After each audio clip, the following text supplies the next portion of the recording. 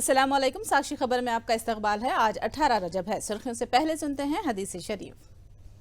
बिस्मिल्लाहिर्रहमानिर्रहीम।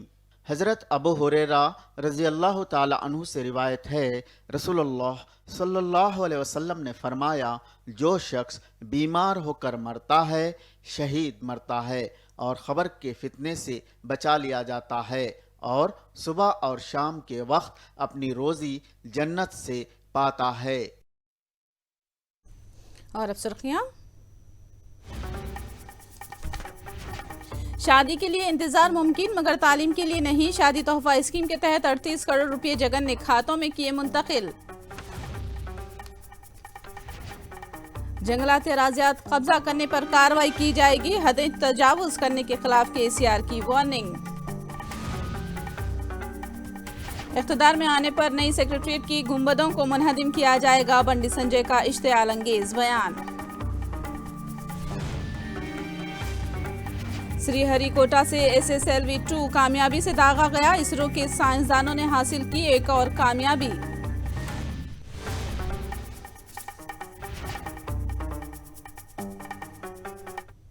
और अब तफसील। YSR कल्याण मस्तू और शादी तोहफा स्कीम के तहत पिछले 3 माह के दौरान मंजूर करदा 4000 से ज्यादा दरखास्त गुजारों के खातों में जगन ने तोहफे की रकम 48 करोड़ से जायद रकम खातों में मुंतकिल की है। याद रहे कि अक़लियतों की शादी तोहफा की रकम को जगन ने 50,000 से बढ़ाकर 1 लाख कर दिया है।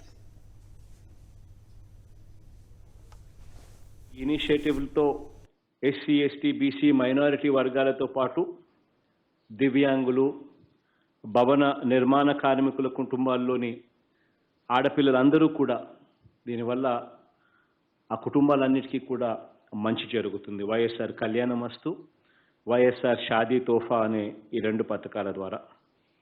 ఇక ఈ ప్రోగ్రాంకి సంబంధించి గత ఏడాది అక్టోబర్ నుంచి డిసెంబర్ వరకు ఉన్న ఈ 3 నెలల సమయానికి సంబంధించి పెళ్లి చేసుకున్న వారిలో అర్హులైన వారిలో 4536 జంటలకు ఈరోజు వైఎస్ఆర్ కళ్యాణమస్తు వైఎస్ఆర్ షాదీ తోఫా పథకం కింద 38,18,00,000 రూపాయలు ఆర్థిక సాయం. వచ్చే త్రైమాసికం ఈ డబ్బులు ఆ పిల్లల ఆ చెల్లెమ్మల ఆ పెళ్లి కూతురు తల్లుల బ్యాంక్ ఖాతాల్లో వేసే మార్పు కూడా ఈ పథకానికి ఈసారి నెక్స్ట్ క్వార్టర్ నుంచి జరగబోయే దాంట్లో చేస్తా ఉన్నాం. ఎందుకంటే తల్లులు ప్రోత్సహిస్తేనే పిల్లలు 10వ తరగతి దాకా చదువుతారు. ఈ ఆస్తి అన్నది మనం ఇవ్వలేకపోతే మాత్రం పిల్లల జీవితాలను మనం ఏ రకంగానూ కూడా బాగుపరిచిన వాళ్ళం అవుతాం. అందుకనే marriages can wait but education cannot అనే ఒక సామెత కూడా ఈ సందర్భంలో గుర్తు చేసుకోవాల్సిన అవసరం కూడా ఉంది. वज़ीर आला जगन मोहन रेड्डी ने इस मौके पर तालीमी तरक्की के लिए किए जा रहे मुख्तलिफ इक़दाम से वाकिफ कराया। उन्होंने बताया कि हुकूमत तालीमी शोबे की तरक्की और तालीम के फ़वायद तलबा तक पहुँचाने के लिए तरजीही बुनियादों पर इक़दाम कर रही है। 6వ తరగతి తర్వాత 6వ తరగతి నుంచి ప్రతి క్లాస్ రూమ్ను కూడా డిజిటలైజ్ చేస్తూ ఉన్నాం. డిజిటల్ ప్యానెల్స్ కూడా ప్రతి క్లాస్ రూమ్లో వచ్చేట్టుగా కూడా అడుగులు వేస్తూ ఉన్నాం. సిబిఎస్ఈ ఇంగ్లీష్ మీడియం సిలబస్ ప్రతి స్కూల్లోకి తీసుకొని రావడం జరిగింది. 8వ తరగతిలోకి అడుగు పెట్టిన ప్రతి పిల్లాడికి కూడా ప్రతి పాపకు కూడా 8వ తరగతిలోకి వచ్చిన వెంటనే వాళ్ళందరికీ కూడా ట్యాబ్స్ ఇచ్చి బైజూస్ కంటెంట్ను కూడా అందుబాటులోకి తీసుకొని వచ్చి ఆ ట్యాబ్స్లో కూడా ఆన్లైనే కాకుండా ఆఫ్లైన్లో కూడా పిల్లలు చదివించే వెసులుబాటును కల్పిస్తూ బైజూస్ కంటెంట్ లోడ్ చేసి ట్యాబ్స్ ఇవ్వడం కూడా జరుగుతూ ఉంది. నాడు నేడుతో పూర్తిగా స్కూల్స్ అన్ని రూపురేఖలన్నీ కూడా పూర్తిగా మార్పు చేస్తూ అడుగులు వేయడం జరుగుతూ ఉంది. ఇక హైయర్ ఎడ్యుకేషన్కు ఇక్కడ నుంచి హైయర్ ఎడ్యుకేషన్కు వెళ్ళేసరికే విద్యా దీవెన, వసతి దీవెన అనే పథకాలతో అడుగులు ముందుకు వేయించడమే కాకుండా కరికులం అంతా కూడా జాబ్ ఓరియంటెడ్గా మార్పులు తీసుకొని వచ్చి ప్రతి అడుగులోనూ పిల్లలను చెయ్యి పట్టుకొని నడిపించే గొప్ప అడుగులు వేస్తా ఉన్నాం. Indian Space Research Organisation ISRO ने आज small satellite launch vehicle D2 को श्रीहरिकोटा के सतीश धवन स्पेस सेंटर से कामयाबी के साथ फिजा में दागा। इस खलाई गाड़ी में OS-07 और 2 को पैसेंजर सैटेलाइट जॉन्स 1 और आज़ादी 62 मदार में दागे गए। इसरो के सरबराह S सोमनाथ ने साइंसदानों को मुबारकबाद पेश की। बहुत से दर्शक आंखों देखा अनुभव लेने यहाँ उपस्थित हुए हैं।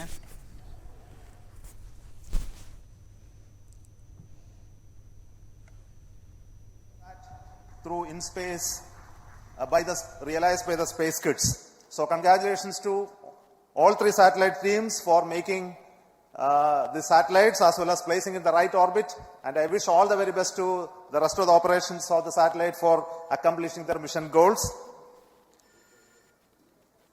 Probably all of you are aware that SSLV had its maiden flight, SSLV D1, and we had a narrow miss of placing the satellite in the orbit because of a shortfall in velocity.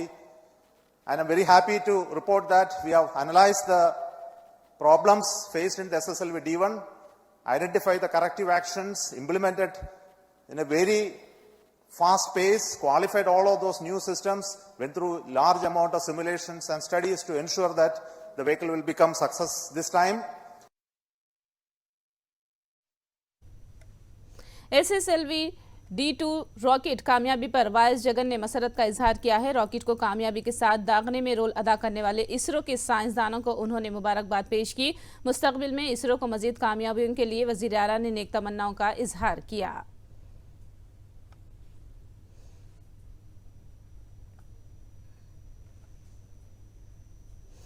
Lokesh की पदयात्रा में अवाम के न आने से बाबू के लिए सरदर्द का बायस हो गया है। मारूफ फिल्म साज राम गोपाल वर्मा ने यह बात ट्वीट की है। उन्होंने मजीद लिखा है कि एक तरफ लोग नहीं आ रहे हैं और दूसरी तरफ कारकुन भी दूर हैं। साथ में सोशल मीडिया में लोकेश पर लतीफ़े गश्त कर रहे हैं। उन्होंने सवाल किया कि पदयात्रा किसके लिए है, कोई समझ नहीं पा रहा है। उन्होंने बिना अवाम की पदयात्रा को रोक देने का लोकेश को मशवरा दिया है। अनंतपुर में अक़लियतों की जानिब से एक मुशावरती इजलास मुनक़िद किया गया, जिसमें 15 फरवरी को अनंतपुर में एक शादी खाने में ज़िले सतह पर अक़लियतों का जलसे-ए-आम मुनक़िद करने का फ़ैसला किया गया है। इस मौके पर दानिशवरों ने कहा कि मुसलमानों के मफादात को सियासी जमातों के रूबरू रखने से मुतालिक हिकमत अमली तय करना इस जलसे-ए-आम का मकसद है।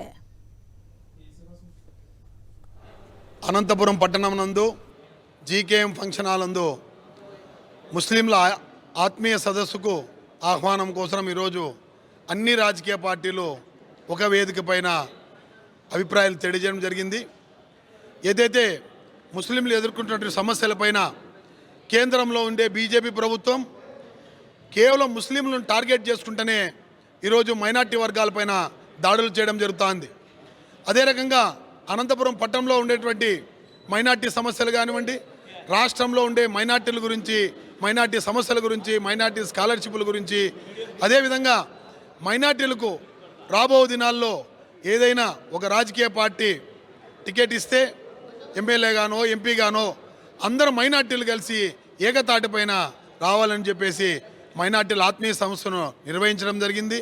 నిర్వాహకులు ప్రత్యేకంగా కృతజ్ఞతలు తెలియజేసుకుంటూ అనంతపురం జిల్లాలో ఉండే మైనార్టీ సోదరులందరూ రాబో 15వ తేదీన ఫంక్షన్ జీకేఎం ఫంక్షన్ హాలందు భారీ ఎత్తున వచ్చి ఈ కార్యక్రమాన్ని జయప్రదం చేయాల్సిందిగా మీ ద్వారా కోరుకుంటున్నాను. फाजिल अराजी से मुतालिक असेंबली में मुबाहिस की गई। वजीर आला केसीआर ने मुबाहिस में हिस्सा लेते हुए कहा कि जंगलात को खत्म करके अराजी तकसीम नहीं की जा सकती। उन्होंने असेंबली में जोर दिया कि एक तरफ गिरिजनों के मफाद का तहफ़्फ़ुज़ ज़रूरी है तो दूसरी जानिब जंगलाती अमले का तहफ़्फ़ुज़ भी ज़रूरी है। उन्होंने बताया कि अगर सरकारी शराइत को मान लिया गया तो ही फाजिल अराजी तकसीम करने के लिए हुकूमत तैयार है। उन्होंने कहा कि इन अराजियात की मांग जायज़ ही नहीं है। फरवरी में उन्होंने फाजिल अराजी तकसीम करने के साथ रैतु बंदों के लिए रकम जारी करने का तयख्खुन दिया। साथ में वाज़े किया कि फाजिल अराजी हासिल करने वालों को तहरीरी तौर पर देना होगा कि अगर जंगलात को नुकसान पहुंचता है तो फाजिल अराजी को हुकूमत वापस ले सकती है। పోడు భూములు అంటే పోడు భూములు ఏదో గిరిజనుల హక్కులాగా మాట్లాడుతున్నారు మీరు. హక్కు కాదండి, అది ఆక్రమణ, దురాక్రమణ అధ్యక్ష. ఒక రకంగా చెప్పానంటే మేము అడవి బిడ్డలం కాబట్టి మాకు ఇవ్వాలంటే మరి మొత్తం అడవులు నరికేస్తే పీడవద్దు కదా అధ్యక్ష. ఇంకేముంటుంది? ఇక అంత అడవి అంతా కొట్టేసి మరి అందరికి పంచేద్దాం, అయిపోతుంది, అంతే కదా. నేనేమంటున్నా అంటే గతంలో ఉన్నటువంటి ప్రభుత్వాలు సరి అయిన పందాలో సరి అయినటువంటి నిర్ణయం తీసుకోకపోవటం వల్ల ఇదో పెద్ద కాంప్లికేటెడ్ ఇష్యూ లాగా తయారైపోయింది అధ్యక్ష. కొన్ని పార్టీలకు ఇదొక ఆట వస్తువులాగా కూడా తయారైపోయింది. మాట్లాడితే పోడు భూమి నలుగురు నేసుకోవడం, కలెక్టరేట్ ముందు ధర్నా చేయడం, జెండాలు పట్టుకోవడం, వాళ్ళది పెద్ద హీరోల మనకు ప్రవర్తించడం, ఇదంతా జరుగుతూ ఉంది. రెండవది ఏంటంటే శాసనసభ్యులుగా ఒక రాష్ట్రాన్ని నడిపేటువంటి పెద్దలుగా మన మీద ఒక బాధ్యత కూడా ఉంటుంది. తప్పకుండా గిరిజనులు అడవి బిడ్డలు వాళ్ళ హక్కులు కాపాడవలసిందే, వాళ్ళ మీద వాళ్ళు దౌర్జన్యం చేయకుండా చూడాల్సిందే, అందులో ఎవరికి సందేహం ఉండదు అధ్యక్ష. కాబట్టి तेलंगाना कानून साज असेंबली के स्पीकर पोचारम श्रीनिवास रेड्डी की 74वीं सालगिरह के मौके पर उन्हें आज मुबारकबाद पेश की गई। ऐवान असेंबली में केक काटा गया। इस मौके पर रियासती वज़ीर हरीश राव, केटीआर और दूसरों ने स्पीकर को मुबारकबाद पेश की और नेक तमन्नाओं का इजहार किया।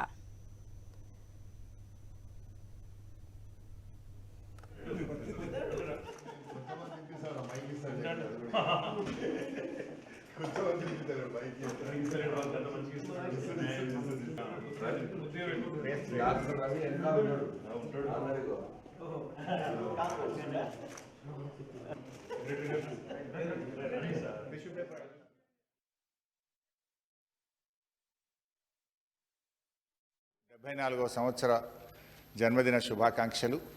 మీరు మీ అమ్మగారి రికార్డును బ్రేక్ చేస్తూ నిండు నూరేళ్లు మంచి ఆయురారోగ్యాలతో జీవించాలని ఆ భగవంతుణ్ణి ప్రార్థిస్తూ, మీరు నిజంగా బాన్సువాడ నియోజకవర్గ ప్రజలకు మీరు చేసే సేవ, మీకు ప్రజల పట్ల ఉండే కన్సర్ను, బడుగు బలహీన వర్గాల ప్రజల పట్ల, గిరిజన ప్రజల పట్ల మీ సేవాభావం, మీ పనితీరు మాలాంటి వాళ్ళందరినో మరి మాకు ఎన్నో అనుభవాలు ఇచ్చింది. टिब्बी शोबे में मरकज तेलंगाना को यकसर नजरअंदाज कर रहा है। रियासती वजीर सेहत हरीश राव ने यह इल्जाम लगाया। उन्होंने कहा कि रियासत के लिए मरकज मेडिकल कॉलेज मुख्तस नहीं कर रहा है और बीबी नगर में एम्स की हालत इजार से उन्होंने वाकिफ कराया। ఎయిమ్స్ అని ఒక మెడికల్ కాలేజ్ పెట్టిండ్రు అధ్యక్ష. పిల్లలు 4వ సంవత్సరం పిల్లలు వచ్చిండ్రు. ఎయిమ్స్ల పరిస్థితి ఎట్లుందంటే ఇలా 4th ఇయర్ స్టూడెంట్స్ వచ్చిండ్రు, అక్కడ పీజీ స్టూడెంట్స్ వచ్చిండ్రు. ఇవాళ కేంద్ర ప్రభుత్వ ఆధీనంలో బీబీ నగర్లో నడుస్తున్న ఎయిమ్స్ పరిస్థితి ఏంటంటే అక్కడ బ్లడ్ బ్యాంక్ లేదు, ఆపరేషన్ థియేటర్ లేదు, పేషెంట్లు లేరు, పిల్లలు మాత్రం ఉన్నారు. ఆ పిల్లలు ఎందుకు జాయిన్ అయినా మీ ఎయిమ్స్లో అని బాధపడుతుంటే కనీసం నేర్చుకోవాలంటే నేనే మొన్న మన రాష్ట్ర ప్రభుత్వం తరఫున భువనగిరి ఆసుపత్రికి ప్రాక్టికల్స్ కోసం పోవడానికి అనుమతి ఇచ్చినాం అధ్యక్ష. కనీసం ఒక ఆపరేషన్ థియేటర్ లేదు, ఓ బ్లడ్ బ్యాంక్ లేదు, సర్జరీస్ లేవు, కనీస వసతులు 4 ఏళ్ల తర్వాత కూడా ఎయిమ్స్లో పట్టించుకున్న పరిస్థితి లేదు. ఆ ఎయిమ్స్కు మనమిచ్చిన భవనం మనమిచ్చినటువంటిదే తప్ప అక్కడ ఎలాంటి సౌకర్యం లేదు. मजलिस के फ्लोर लीडर अकबरुद्दीन अवैसी ने कहा कि पुराने शहर में बरखी चोरी का इल्जाम लगाकर बदनाम किया जा रहा है। उन्होंने महकमे बरखी का हवाला देकर कहा कि पुराने शहर में बरखी चोरी नहीं की जा रही है। उन्होंने हुकूमत को जांच कर लेने की दावत दी, जिस पर उन्होंने मुकम्मल ताउन करने का भी यकीन दिलाया। कंटिन्यूअसली दिया ब्लेमिंग और बार बार ये बात कहते हैं कि हुकूमत को हिम्मत नहीं है पुराने शहर में जाने के लिए। पुराने शहर में पावर की चोरी हो रही है, पुराने शहर में पावर के चोरी हो रही है। मैं हुकूमत से जिम्मेदारी के साथ कह रहा हूं कि मैंने इलेक्ट्रिसिटी डिपार्टमेंट के साथ बैठकर रिव्यू किया और उनसे पूछा तो उन्होंने कहा कि 95% कलेक्शन है जो सप्लाई हो रहा है। पुराने शहर में कहीं पर भी चोरी नहीं हो रही है, पुराने शहर को बदनाम किया जा रहा है। अगर मैं गलत हूं तो मैं मिनिस्टर साहब से कहूंगा कि आप जब रिप्लाई दे रहे हैं तो आप वाजे कर दें, साफ कर दें, क्लियर कर दें और बता दें कि क्या पुराने शहर में चोरी है। अगर वाकई में अगर चोरी हो रही है तो मैं वादा करता हूं हम ठहर कर आपकी जितनी भी चोरी है उसको खत्म करेंगे और बराबर पैसा आपको दिलाएंगे। मजलिस के नामपली हल्के के एमएलए जाफर हुसैन मेराज ने असेंबली में आसरा पेंशन के मसले को उठाया। उन्होंने आसरा पेंशन की दरख्वास्त गुजारी के लिए ऑनलाइन वेबसाइट को खोलने की अपील की और कहा कि 57 साल वाले तमाम अहल अफराद और बेवाओं को दरख्वास्त गुजारी का मौका फराहम किया जाए। सर, ये 57 ईयर्स के जो आसरा पेंशन 15 अगस्त को सीएम साहब ने चालू कर अपना एक कार्ड दिया था सर पेंशन का। उसके अंदर सर कई लोगों को पेंशन आया है 4-5 महीने से, कई लोगों को आ रहा ही नहीं सर। उसको हम चाहते हैं कि आप जल्द से जल्द वो पेंशन को रिलीज कराए सर। और इसके साथ साथ सर आज जैसा कई लोग विडो हो गए सर, कई लोग विडो हो गए सर, उनके लिए भी ऑनलाइन पेंशन चालू करो सर। और एक चीज सर, आज एक जमाने से ये अभी फिलवक्त पेंशन की साइट बन है सर, हम चाहते हैं कि आपके जरिए से हुकूमत को वो साइट ओपन करिए सर। बहुत बहुत शुक्रिया। मजलिस के कारवान के एमएलए कौसर मोहिउद्दीन ने हुकूमत से गोलकुंडा में वाक़ सरकारी अस्पताल में बुनियादी सहूलियात और अमले की तकर्रुरी की मांग की। सवाल पूछिए। मैं आपके ज़रिए हेल्थ मिनिस्टर साहब से बताना चाह रहा हूँ कि मेरे हल्के कारवान के अंदर गोलकुंडा एरिया हॉस्पिटल है, जिसके अंदर मैं साबिक़ा में भी कई मरतबा नुमाइंदगी किया था। वहाँ ख़ास तौर से डॉक्टर्स की ज़रूरत है और कई लैब टेक्नीशियंस की ज़रूरत है। और जो एरिया हॉस्पिटल की जो बिल्डिंग है बोसीदा हालत में, उसके लिए बताया था। और ख़ास तौर से मैं आपके ज़रिए मिनिस्टर साहब से ये बताना चाह रहा हूँ कि जो आयुष के तरीके यूनानी जो आता है आयुष, मेरे हल्के में कारवान में गोलकुंडे में एक आयुष वो है यूनानी हॉस्पिटल है, और कारवान मुस्तैदपुरे में वहाँ पर डॉक्टर्स और वहाँ पर मेडिसिन की ज़रूरत है। मैं आपके ज़रिए हुकूमत को बताना चाहता हूँ। तेलंगाना बीजेपी के सदर पंडित संजय ने नौ तामीरशुदा तेलंगाना सेक्रेटरीट के गुंबदों के ताल्लुक से इश्तियाल अंगेज और काबिल एतराज़ रिमार्क किया है। पंडित संजय ने कहा कि अगर बीजेपी तेलंगाना में इख्तिदार पर आती है तो सेक्रेटरीट के गुंबदों को मुनहदिम कर दिया जाएगा। उन्होंने कहा कि तेलंगाना सेक्रेटरीट की इमारत में तब्दीली लाई जाएगी। पंडित संजय ने पुराने शहर को पसमानदा रखने का बीआरएस पर इल्जाम लगाया। యువతకు ఎందుకు పాస్పోర్ట్లు వస్తలేవు, ఓవర్సిటీలో యువతకు ఎందుకు ఉద్యోగాలు వస్తలేవు, ఓవర్సిటీలో ఎందుకు ఫ్లైఓవర్లు వస్తలేవు, ఓవర్సిటీలో ఎందుకు పెద్ద పెద్ద కంపెనీలు వస్తలేవు. ఇలా ఓవర్సిటీ ఇంకా ఓవర్సిటీ ఎందుకు ఉంది? ఇలా ఈ దేశంలో ఎక్కడ ఏ సంఘటన జరిగి కూడా ఓవర్సిటీ యువకులే ఎందుకు దానికి కారణమవుతున్నారో ఎంఏ పార్టీ ఆలోచించాలి, ఓవర్సిటీ ప్రజలు ఆలోచించాల్సిన అవసరం ఉందని చెప్పి ఈ సందర్భంగా చేస్తున్నాం. ఒక్కసారి ఆలోచన మోడీ గారి ప్రభుత్వం ఈ తెలంగాణ రాష్ట్రాన్ని అభివృద్ధి చేయడానికి సిద్ధంగా ఉంది, అన్ని రంగాల్లో అభివృద్ధి చేయడానికి సిద్ధంగా ఉంది. కానీ టీఆర్ఎస్ పార్టీ అభివృద్ధికి సహకరిస్తలేదు. మేము ఎన్నికల సందర్భంగా అనేక హామీలు ఇచ్చిండు, ఈ ఎన్నికల తర్వాత కనీసం హామీలను నిలబెట్టుకునే ప్రయత్నం చేస్తున్నాడు. మోడీ గారు అనేక సందర్భాల్లో మాకే చెప్పిండు, కష్టపడి తెలంగాణ రాష్ట్రాన్ని సాధించుకున్నారు, ఒక మూర్ఖుని చేతిలో పెట్టారు. అందంగా తెలంగాణ అభివృద్ధి చెందిన తెలంగాణగా మనం మార్చుకుందామంటే ఇవాళ కనీసం ముఖ్యమంత్రి దాని గురించి ఆలోచించే ప్రయత్నం చేస్తున్నాడు. हुसैन सागर में मौसीकी रेस फव्वारे का इफ्तिताह किया गया। इस मौके पर वजीर दाखिला महमूद अली, रियासती वजीर तलसानी श्रीनिवास यादव, मेयर विजय लक्ष्मी, डिप्टी मेयर मुतेसरी लता रेड्डी और एमएलए नागेंद्र ने शिरकत की। इफ्तिताह के बाद इन कायदीन ने कुछ देर तक हुसैन सागर में कश्ती में सवारी की। महकमे सयाहत का कहना है कि 17 करोड़ की लागत से कायम किया गया मौसीकी रेस फव्वारा सयाहों को राग़िब करेगा।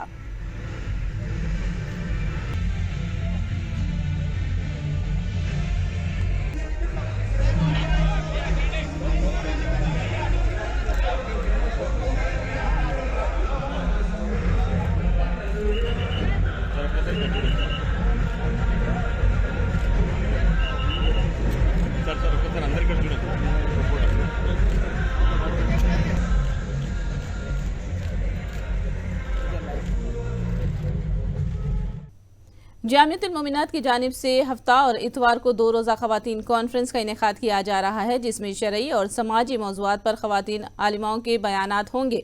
2 रोज़ा इजलास का इफ्तिताह शेखुल जामिया मुफ्ती खलील अहमद की दुआ के साथ होगा। वज़ीर दाखिला महमूद अली मेहमान खुसूसी होंगे। इसी वक्त की अहम ज़रूरत है कॉन्फ्रेंस, जिसमें बहुत सारे ऐसे उन्वानात रखे हैं जिसमें खिदमत खल्क़ और हमारी ज़िम्मेदारियाँ और शोहर बीवी के हुकूक़ इस्लाम की नज़र में, ससुराली रिश्तों के हुकूक़ और लड़कियों की ज़िम्मेदारियाँ, औरत क़ब्ल इस्लाम, और इसी तरह बेवा और यतीम की किफ़ालत का शरई हुक्म, इकसान सिविल कोड और हमारी ज़िम्मेदारियाँ, दावत व तबलीग और मुस्लिम ख़वातीन की ज़िम्मेदारियाँ, मुस्लिम लड़कों के साथ नाजायज़ ताल्लुक़ात, तलाक़ खुला का इस्लामी निज़ाम, ज़ेब व ज़ीनत की शरई हैसियत, मुसलमानों के ज़वाल के असबाब, ख़ुदकशी के असबाब व सद्देबाब, मगरिबी तहज़ीब और उसके मुज़िर असरात, तिजारत की अहमियत इस्लाम की रोशनी में मौजूदा दौर के अमलियात और मुस्लिम ख़वातीन, इस तरह से ये ऐसे उन्वानात है जो सरकर्दा मुफ्तियात, आलिमात, फाजिलात, स्कॉलर्स इस पर बसीरत अफरोज़ खिताब करेंगे। वज़ीर आज़म नरेंद्र मोदी उत्तर प्रदेश में आलमी सरमायाकारी इजलास से खिताब करते हुए उत्तर प्रदेश की सताइश की। मोदी ने दावा किया कि उत्तर प्रदेश का शुमार 5 आलमी मियार के एयरपोर्ट खिदमात पहुंचाने वालों में होगा। उन्होंने दावा किया कि उत्तर प्रदेश तरक्की की सिमत गामजन है और रियासत में अच्छी हुक्मरानी होने का दावा किया है।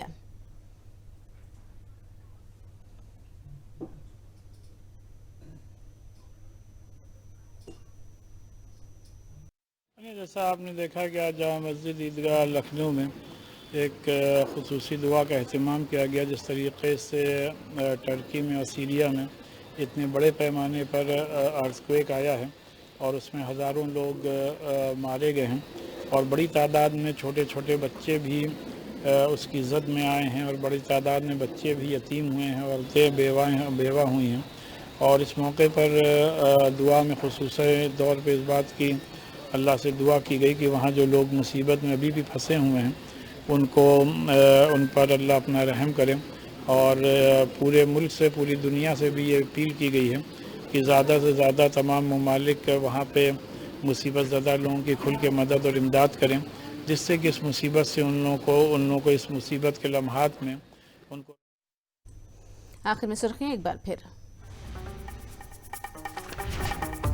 शादी के लिए इंतजार मुमकिन मगर तालीम के लिए नहीं। शादी तोहफा स्कीम के तहत 38 करोड़ रुपए जगन ने खातों में किए मुंतकिल। जंगलाती अराजियात कब्जा करने पर कार्रवाई की जाएगी। हदें तजावुज करने के खिलाफ केसीआर की वार्निंग। इख्तिदार में आने पर नई सेक्रेटरीट की गुंबदों को मुनहदिम किया जाएगा। बंडी संजय का इश्तियाल अंगेज बयान। श्रीहरिकोटा से SSLV 2 कामयाबी से दागा गया। इसरो के साइंसदानों ने हासिल की एक और कामयाबी।